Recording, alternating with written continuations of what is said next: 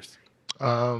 I don't think it's really something that you think about. When you're in the midst of runs like this, you just kind of go with it, and you don't allow yourself to think about fatigue or feel fatigue. You kind of feel that after the series over, but when in the midst of this, you don't have time to think about that. It's enough to think about within the series.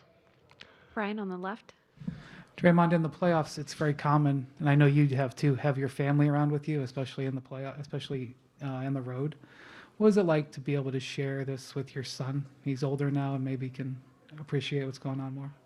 It's very important to not only share with my son, but my two daughters as well, my wife, my mom, my friends. You don't, after, if you would ask me this 3 years or 5 years ago, in the midst of a 5-year run, you'd think it's just normal and natural that you end up in this position.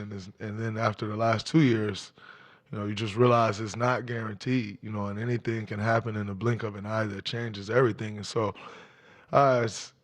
you just understand that you don't have these opportunities often. And when you do, you have to enjoy them, embrace them, and share them with the people you love. This is the pinnacle of basketball. It doesn't get any bigger than the NBA Finals. And just to share these moments, with my family, with my children in particular, they're 7, 5, and 1. You want the pictures. You hope that when they are 15 that they remember this. But just to have these moments in the pinnacle of our careers, it's hard to really put it into words. It's such an incredible thing. Chris on the left. Draymond, in that same light, he actually took my question, but how fun has it been to grow up with Steph and Clay? And you guys look like babies then, and now where you're at, just the appreciation from them as well. It's funny. We were sitting on the plane yesterday, and Steph, Clay, and I, we sit at the same table. And Bob walked past, and he like, man, you guys are funny. Y'all still sit together. He's like, y'all don't understand. It's 10 years, this does not happen. Guys still sitting together at the same table. He's like, guys not even on the same team for 10 years, let alone still sitting at the same table and enjoying each other's conversation and presence. I said that to say, this journey wouldn't be the same without those two guys for me. And Andre as well. Andre has been along the ride with us pretty much this entire time as well. But I couldn't imagine sharing this journey with anyone else. I've always said it, we've built this thing from the ground up. And when you build something from the ground up, that's your baby. And I think for us, we all appreciate each other. We understand what each of us bring to the table. And our bond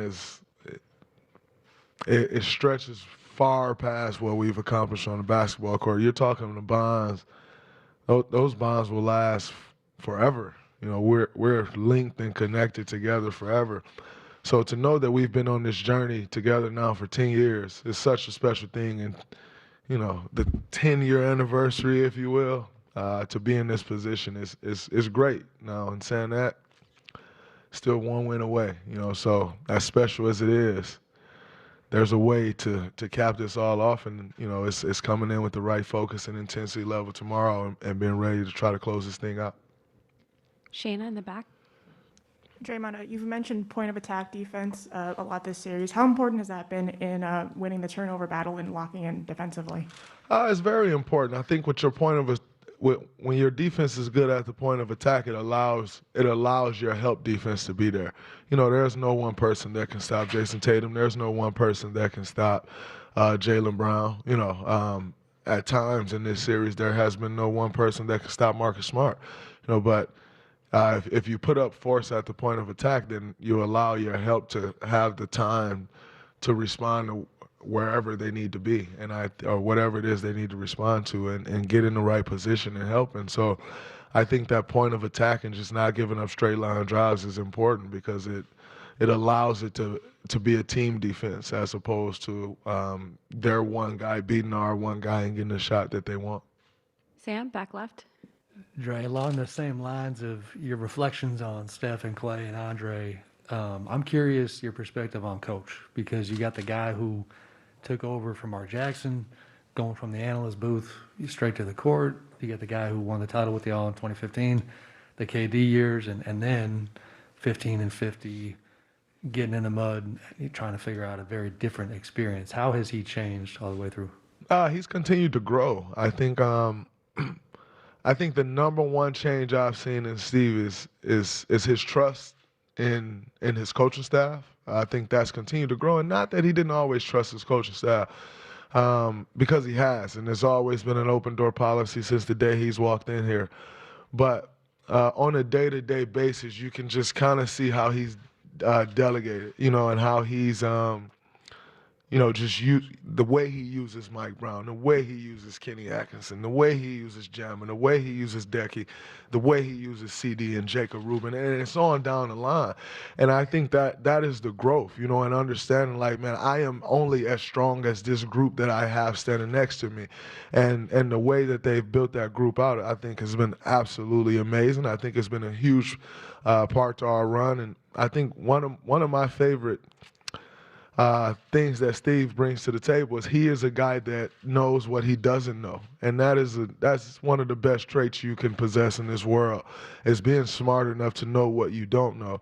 And Steve is absolutely incredible at that. He leaned on those guys for their strengths, and I think that's huge. And then his confidence, his confidence in knowing, like, we'll figure this out, and we'll go make some adjustments, and we're going to put y'all in the best position that we can to be successful, and just never being rattled. There are times where we get a little rattled as a team, and he's just right there, a steady force, like, hey, man, just calm down, settle down.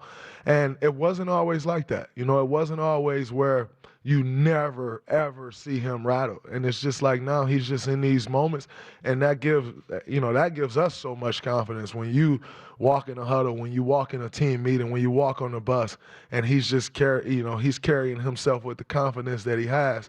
You feel invincible, and I think that's a huge thing in our growth. I think that's an area that Steve has really grown. Is he, you have coaches that gives players confidence, and you have coaches that don't. And I think he has really grown in that area to where he just gives guys confidence, and that's huge.